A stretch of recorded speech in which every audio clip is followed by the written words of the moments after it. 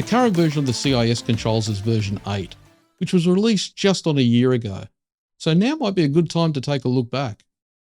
When looking at the documentation available, you might find a little humour in their introductory comments. Under the evolution of CIS Controls, they describe the start of the controls this way. Like many similar activities, they gathered experts together and shared and argued until they reached an agreement. I also like that they have a balanced view of the controls, stating under the heading, the CIS control ecosystem, whether you use the CIS controls and/or another way to guide your security improvement program, you should recognize that it's not about the list. You can get a credible list of security controls and recommendations from many sources. It is best to think of the list as a starting point. One of the things you may notice about the CIS Controls version 8 is what it used to be known as the CIS 20 is now the CIS 18. They are now task-focused and combined by activities rather than who manages the devices, decreasing the controls from 20 to 18.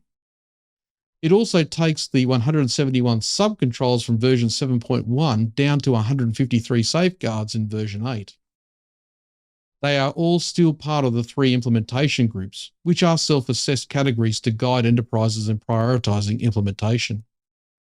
According to CIS, each implementation group identifies a subset of the CIS controls that the community has broadly assessed to be applicable for an enterprise with a similar risk profile and resources to strive to implement. One of the best features, though, of the CIS controls is the mapping tools, which allows you to map the controls to other standards such as NIST CSF. They have the CIS Controls Navigator tool online to help with the mappings. In the CIS Controls version 8 document, each control in the document includes a brief description of the intent of each control and its value as a defensive action, why each control is critically included or critical included, and an explanation of how attackers actively exploit the absence of that particular control, a technical description of the processes and technologies that enable the implementation and automation of the control, and a table with the specific actions that an organization should take to implement the control. Overall, the documentation is well written and easy to follow.